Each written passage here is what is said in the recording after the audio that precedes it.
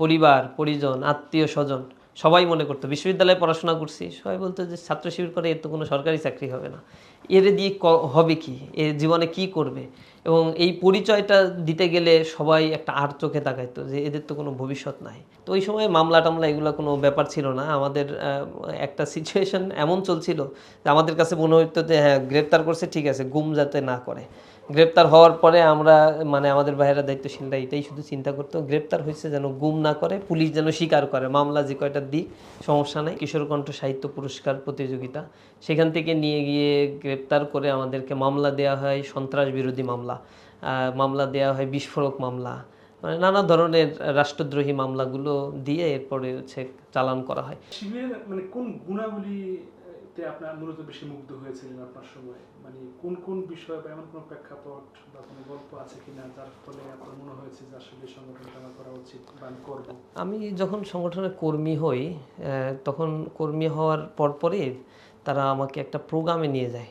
প্রোগ্রামটা ছিল হচ্ছে নৈশ ইবাদত, যেটাকে শব্দদারি বলি, একটা মসজিদে ছিল প্রোগ্রামটা। তো প্রোগ্রামটা 9টায় শুরু হওয়ার কথা, রাত ঈশান নামাজের পরেই। আমি ওই সময় হয়তো 1-2 মিনিট পরে প্রোগ্রামে গিয়ে উপস্থিত হই।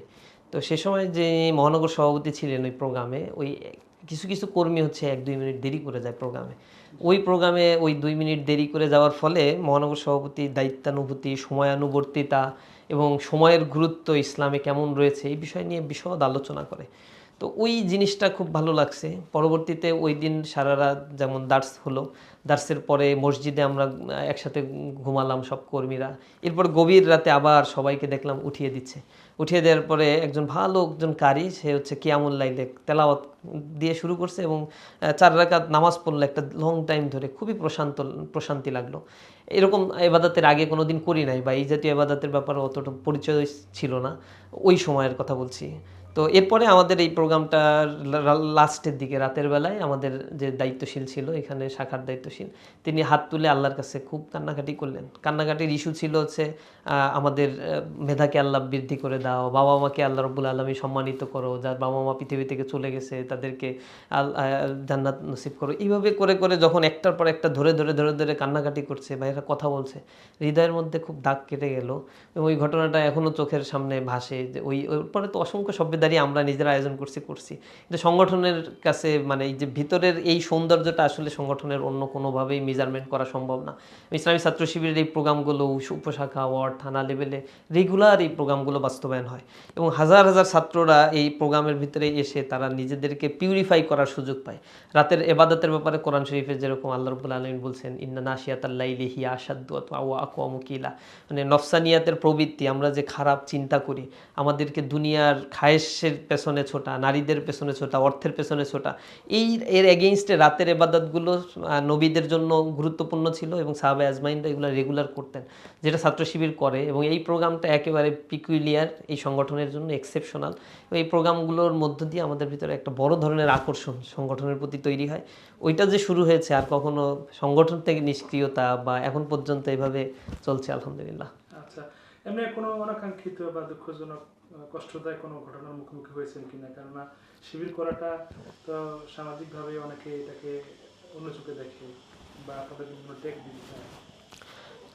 অনাকাঙ্ক্ষিত ঘটনার লিস্ট তো অসংখ্য, এর কোনো শেষ নাই। মূলত ইসলামী ছাত্র শিবির আমরা যে সময় করেছি বা শুরু করছি তখন থেকে তো এটা আওয়ামী রিজিম শুরু হয় 2008 সাল থেকে। এরপরে ধারাবাহিকভাবে আওয়ামী লীগের দমন নিপীড়ন এবং এর ভিতর থেকে দায়িত্ব পালন করা, আবাসিক এলাকায় থানা সভাপতি ছিলাম, মহানগর সভাপতি ছিলাম। কেন্দ্রে আসার পরে আমরা তো এক বাসায় 6 মাসের বেশি থাকতেও পারতাম না, এরপরেও গ্রেপ্তার। কোনো ঘটনা মানে আমাদেরকে গ্রেপ্তার করা হয় একটা প্রোগ্রাম থেকে, যেই প্রোগ্রামের সাথে রাষ্ট্রদ্রোহিতার কোনো সম্পর্ক নাই, ধরে নিয়ে গিয়ে রিমান্ডে ডান্ডাবিড়ি পরিয়ে অকথ্য নির্যাতন, 10 দিন 12 দিন ধরে এরকম ডান্ডাবিড়ি পরিয়েই রিমান্ড নেওয়া, এরকম ঘটনাও ঘটছে। তো এরকম যেটা ছিল যে ইসলামী ছাত্র শিবির করার কারণে আমরা নিজেদের যে আত্মপরিচয়গুলো বিভিন্ন জায়গায় দিলে, পরিবার পরিজন আত্মীয় স্বজন সবাই মনে করতো, বিশ্ববিদ্যালয়ে পড়াশোনা করছি সবাই বলতো যে ছাত্র শিবির করে এর তো কোনো সরকারি চাকরি হবে না, এর দিয়ে হবে কি, এ জীবনে কি করবে। এবং এই পরিচয়টা দিতে গেলে সবাই একটা আর চোখে তাকাইতো যে এদের তো কোনো ভবিষ্যৎ নাই, এদের জীবনটা তো শেষ, এরকম একটা মানে কি বলবো, দুর্বল একটি দৃষ্টি দিয়ে যখন তাকানো হতো তখন একটু কষ্ট লাগতো তা যেহেতু আমাদের সংগঠনে কোরআন হাদিসের চর্চাগুলো অনেক বেশি থাকে, ইসলামী সাহিত্য অধ্যয়ন করি, আমরা এই জিনিসগুলো করার কারণে খুব সহজেই আমরা বুঝতে পারতাম যে ইসলামী আন্দোলনের এই এই রাস্তাটা কণ্টকাকীর্ণ একটা রাস্তা। সুতরাং এখানে গেলে এরকম হীনমন্যতা, এরকম জাহেলিয়াতের বিষয়গুলো আমাদের মানে সামনে আসবেই, যারা আমাদেরকে এরকম ডিহিউম্যানাইজ করার জন্য চেষ্টা করবে। পৃথিবীর সবচেয়ে সম্মানিত মানুষ ছিলেন হযরত মুহাম্মদ মুস্তাফা সাল্লাল্লাহু আলাইহি সাল্লাম। তিনি আছেন এখনো পর্যন্ত এই সম্মানের জায়গায়। এই মোহাম্মদ সাল্লাল্লাহু আলাইহি সাল্লামকে যে পরিমাণে বুলিংয়ের শিকার হতে হয়েছে, পাগল বলছে, গণক বলছে, জাদুকর বলছে, সেই জায়গা থেকে আমাদের এই জায়গাটা আমরা খুবই নস্যি মনে করি। এবং আমাদের যেহেতু এই ইতিহাস পড়ানো হয়, সাহাবীদের জীবনী, রাসূলের জীবনীগুলো অধ্যয়ন করা হয়, সুতরাং এই বিষয়গুলো আমাদের কাছে হয়তো খুব বেশি কষ্টদায়ক হতো না, কিন্তু অনেক সময় বয়সের কারণে জিনিসগুলো সহনীয় মাত্রার বাইরে চলে যেত অনেক সময়। আচ্ছা, এমনিতে কখনো গ্রেপ্তারের সম্মুখীন হয়েছেন কিনা? হ্যাঁ, গ্রেপ্তার হয়েছি 2022 সালে ডিসেম্বরে গ্রেপ্তার হয়েছিলাম। গ্রেপ্তার হচ্ছে আমাদের একটা সাহিত্যের একটা প্রোগ্রাম ছিল, সাহিত্য বিভাগের কিশোর কণ্ঠের প্রোগ্রাম। ওই প্রোগ্রাম থেকেই মূলত আমাদেরকে গ্রেপ্তার করা হয়। এটা ছিল কিশোর কণ্ঠ সাহিত্য পুরস্কার প্রতিযোগিতা। সেখান থেকে নিয়ে গিয়ে গ্রেপ্তার করে আমাদেরকে মামলা দেওয়া হয়, সন্ত্রাস বিরোধী মামলা, মামলা দেওয়া হয় বিস্ফোরক মামলা, মানে নানা ধরনের রাষ্ট্রদ্রোহী মামলাগুলো দিয়ে এরপরে হচ্ছে চালান করা হয়। কোনো অভিযোগ না থাকলেও হয়তো আমাদের তেজগাঁ থানায় গ্রেপ্তার করছে, গ্রেপ্তার করে নিয়ে গিয়ে আবার কয়েকদিন পরে জেলখানায় থাকছি, সেইখান থেকে আবার নিয়ে এসে রমনা থানার একটা পেন্ডিং মামলা আমাদের ঢুকাই দিচ্ছে। এরকম সিচুয়েশনের মধ্যে দিয়ে গেছে।